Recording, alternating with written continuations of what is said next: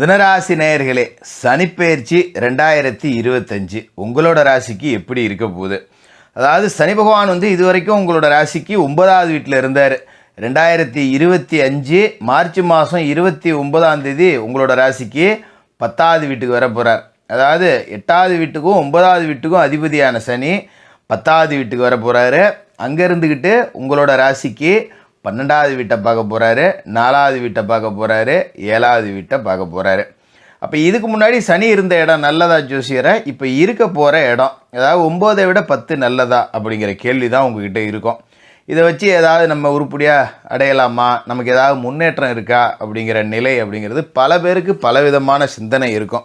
என்ன காரணம் அப்படின்னு பார்த்தீங்கன்னா, இப்போ நிலை எப்படி இருக்குது அப்படின்னு பார்த்தீங்கன்னா, சனி 9ஆம் வீடு அப்படிங்கிற பாக்கியஸ்தானத்தில் இருந்தார். அது ஒரு நல்ல இடம்தான். ஆனாலும் சனி பார்வை அப்படிங்கிறது பார்த்தீங்கன்னா உங்களோட ராசிக்கு 11, 3, 6 இந்த 3 வீட்டில் விழுந்துருச்சு. இப்போ 11வது வீட்டுக்கு சனி பார்வை கிடைக்குது அப்படின்னா அந்த இடத்த அடித்து உடச்சிருப்பார். சனி பார்க்கக்கூடிய இடத்த காலி பண்ணி விட்ருவார். ஏன்னா அது ஒரு வஜ்ர பார்வை அப்படிங்கிறது. இப்போ லாப வீட்டை சனி பார்த்தாரு பார்த்தீங்களா? என்னதான் நாம் எண்ணெயை தடவிட்டு மண்ணில் புரண்டாலும் ஒற்றை மண்ணு தான் ஒட்டும் அப்படிங்கிற மாதிரி உழைப்புக்கு தகுந்த பலன் அப்படிங்கிறது கிடைக்கவே இல்லை. எவ்வளவோ கஷ்டப்படுறேன் நான், ஆனால் எந்த வேலையும் செய்யாதவங்களாம் கூட டக்கு டக்குன்னு முன்னுக்கு வந்துடுறான். நான் நேர்மையாக தான் இருக்கேன், கடுமையாக உழைக்கிறேன், ஒரு நாள் கூட லீவு போடாமல் ஆஃபீஸுக்கு போயிட்டுருக்கேன், சொந்த தொழிலில் அவ்வளோ பாடுபடுறேன், வேலைக்கு ஆள் கூட போடாமல் அதுக்கு சம்பளம் கொடுக்கணுமேன்னு சொல்லிட்டு நான் ஒத்த ஆளாக கஷ்டப்படுறேன், ஆனாலும் கூட பெருசாக லாபம் அப்படிங்கிறது இல்லை, வாங்கின கடனை கூட அடைக்கவே முடியல, ஏதோ கடனுக்கு வட்டி தான் கட்டி காலம் ஓடிக்கிட்டு இருக்கு அப்படிங்கிற நிலைமையில தான் இருந்திருப்பீங்க.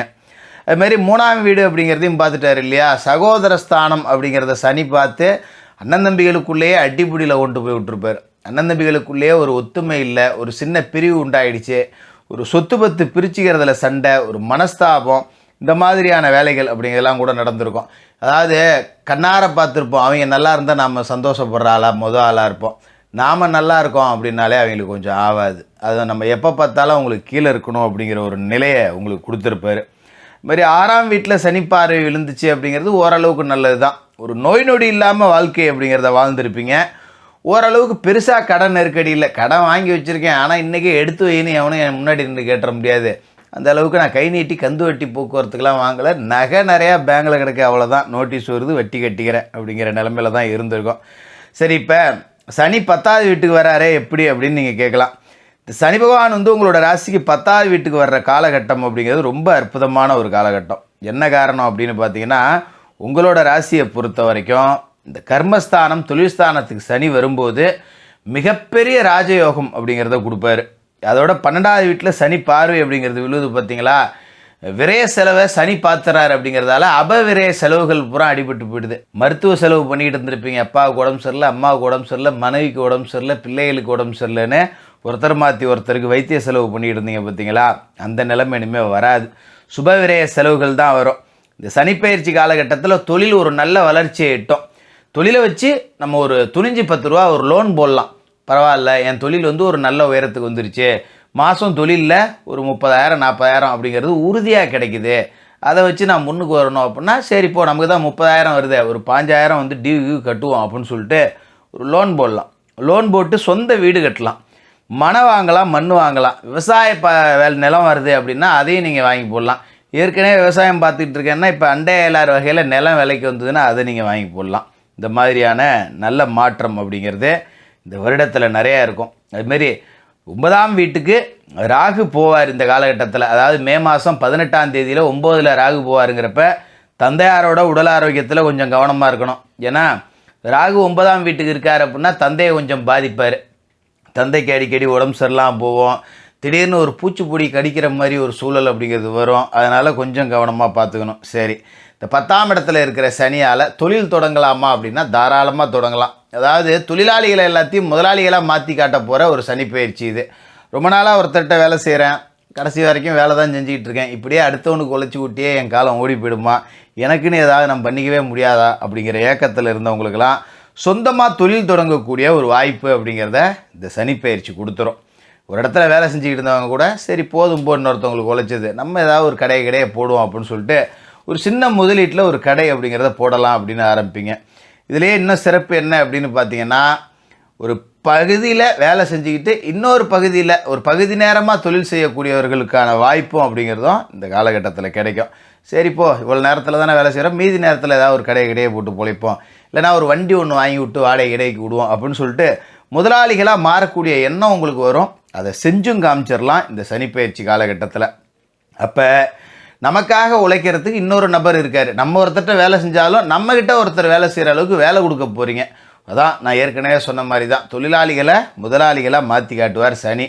அதுக்குண்டான காசு பணம் அப்படிங்கிறது வந்துடும். இந்த காலகட்டத்தில் ஒரு தொழில் தொடங்குறேன்னு கவர்மெண்ட்டில் போய் ஒரு லோன் கேட்குறது, ஒரு ஏதாவது ஒரு விதத்தில் இந்த அரசாங்கத்தில் மானியம் கொடுப்பாங்க அதை பயன்படுத்துறது, வங்கிகளில் லோன் வாங்குறது, இதெல்லாம் நீங்கள் பயன்படுத்திக்கிட்டிங்கன்னா அதுக்குண்டான வாய்ப்புகள் அப்படிங்கிறதும் பரிபூரணமாக இருக்கும்.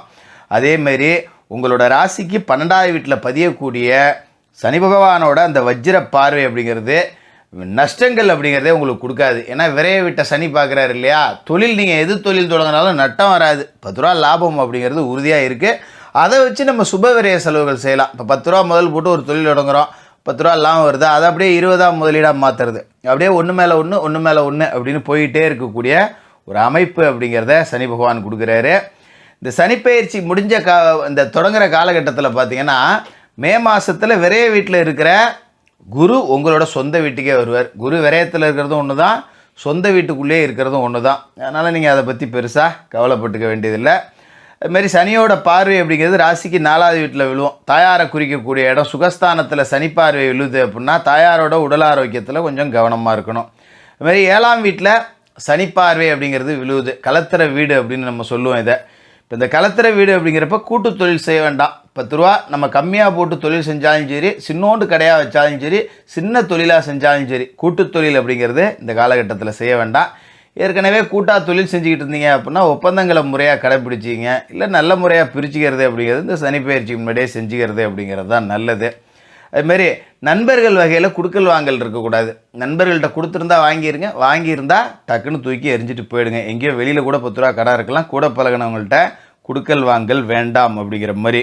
இதுமாரி சில பேருக்கு வெளிநாடு போகக்கூடிய வாய்ப்பு அப்படிங்கிறது கிடைக்கும், கிடைச்சா ஓடி போயிடுங்க. ஏன்னா 7ஆம் வீட்டில் சனி பார்வை விழுவுது அப்படிங்கும்போது குடும்பத்துக்குள்ளே சின்ன சின்ன பிரச்சனை கணவன் மனைவிக்குள்ளே வந்துக்கிட்டே இருக்கும். ஏதாவது ஒன்று கிடக்க ஒன்று பேசிகிட்டு இருப்போம். நம்ம நல்லது தான் செய்வோம், வீட்டுக்கு ஏதாவது வேணால் வாங்கிட்டு போனோம்னா இது எதுக்கு இவ்வளோ போட்டு வாங்கிட்டு வந்தேன்பாங்க, வாங்காமல் போனோம்னா இதை கூட வாங்கிட்டு வர தெரியாதாம்பாங்க. அப்படி ஏதாவது ஒரு வகையில் பிரச்சனை வந்துக்கிட்டே இருக்கும். அப்போ நம்ம கொஞ்சம் காலகட்டத்துக்கு பிரிஞ்சிருக்கிறதே நல்லது. பிரிஞ்சிருந்தோம் அப்படின்னா இந்த இது அதில் அடிபட்டு போயிடுது. அப்போ அதை வச்சு நாம் இன்னும் வருமானம் அப்படிங்கிறத கூடுதலாக பண்ணலாம். குறிப்பாக பெண்கள் பேரில் தொழில் செஞ்சீங்க அப்படின்னா பெரிய அலர்ச்சி அப்படிங்கிறது இந்த காலகட்டத்தில் இருக்குது. அது தாயாக இருக்கலாம், இல்லை மனைவியாக இருக்கலாம், சகோதரியாக இருக்கலாம். வேணாம், சகோதரி கூட தேவையில்லை. ஏன்னா 3ஆவது வீட்டில் சனி பார்வை விழுது, சகோதரி கூட தேவையில்லை. தாய், மனைவி அப்படி யாரையாவது ஒருத்தர் பேரில் தொழில் தொடங்கி அவங்கள தொழில் நிறுவனத்தோட இந்த கல்லாப்பட்டியில் உட்கார வச்சு காலையில் அவங்கள வச்சு விளக்கேற்றி ஒரு தொழில் அப்படிங்கிறத தொடங்கினீங்கன்னா பெரிய உச்சத்துக்கு போகக்கூடிய ஒரு அமைப்பு அப்படிங்கிறதையும் இந்த சனிப்பெயர்ச்சி அப்படிங்கிறது உங்களுக்கு கொடுக்குது. அதாவது 9ஆம் வீட்டில் சனி இருந்ததை விட 10ஆம் வீட்டில் கூடுதல் வருமானம் அப்படிங்கிறத கொடுப்பாரு. அதை வச்சு 10 ரூபா கடங்கண்ணி அடைக்கலாம். எல்லாமே நல்லபடியாக நடக்கக்கூடிய வாய்ப்பு அப்படிங்கிறதும் இருக்குது. மொத்தத்தில் இந்த சனிப்பெயர்ச்சி உங்களுடைய ராசியை பொறுத்த வரைக்கும் தொழிலாளியாக இருந்தவர்களை கூட முதலாளியாக மாற்றி காட்டும். அதுமாரி வேலை செய்யக்கூடிய இடத்துல பெரிய பதவிகளை அலங்கரிக்கக்கூடிய வாய்ப்பு அப்படிங்கிறதையும் கொடுக்கும். இந்த சனிப்பெயர்ச்சி காலகட்டத்தில் என்ன செய்யணும் அப்படின்னா, சனிக்கிழமையில் சனி பகவானுக்கு எள்ளெண்ணெய் தீபம் ஏற்றி மாற்றுத்திறனாளிகளுக்கு உங்களால் முடிஞ்ச உதவிகள் செய்யுங்க. இந்த சனிப்பெயர்ச்சி உங்களுக்கு ரொம்ப சிறப்பாக இருக்கும். மிதுன ராசிக்காரர்களுக்கு வாழ்த்துக்கள்.